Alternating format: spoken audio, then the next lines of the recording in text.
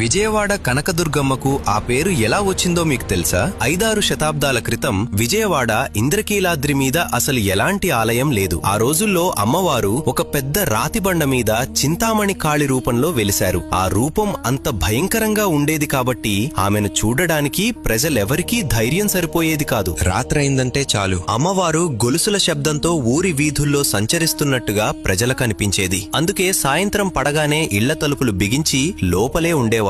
ఆ రోజుల్లో విజయవాడను పరిపాలిస్తున్న రాజు పేరు మాధవవర్మ. అతడు ధర్మబద్ధంగా ప్రజలను పాలించేవాడు. అమ్మవారంటే ఎనలేని భక్తి కలిగినవాడు. కాని ఎంత చేసినా ఆ మహారాజుకు సంతానం కలగలేదు. రోజూ అమ్మవారి చింతామణి రూపం దగ్గరకు వెళ్లి భక్తితో పూజలు చేసేవాడు. చివరికి అమ్మవారు కరుణించారు. రాజుకు పుత్ర సంతానం కలిగింది. ఇది అమ్మవారి దయవల్లే అన్న నమ్మకంతో మాధవవర్మ అమ్మవారికి మొట్టమొదటి ఆలయాన్ని నిర్మించాడు. కాలం గడిచింది. యువరాజు పెరిగి పెద్దవాడయ్యాడు. క్రమశిక్షణ, ధైర్యం కలిగిన యువకుడిగా ఉండేవాడు. ఒకరోజు యువరాజు తన రథానికి గుర్రాలు కట్టి ఇంద్రకీలాద్రి వైపు బయలుదేరాడు. అదే సమయంలో ఒక స్త్రీ తన కుటుంబానికి భోజనం కోసం అడవిలో ఆకులు సేకరిస్తోంది. చీకటి అయితే అమ్మవారు సంచరిస్తారని భయపడి తన కుమారుణ్ణి పట్టుకుని త్వరగా ఇంటికి బయలుదేరింది. దారి మధ్యలో యువరాజు గమనించకపోవటంతో రథం ఢీకొట్టి ఆ బాలుడు అక్కడికక్కడే ప్రాణాలను కోల్పోతాడు. ఆ తల్లి తన కొడుకు ఎత్తుకుని ఆమె బాధను రాజుకు వినిపించేందుకు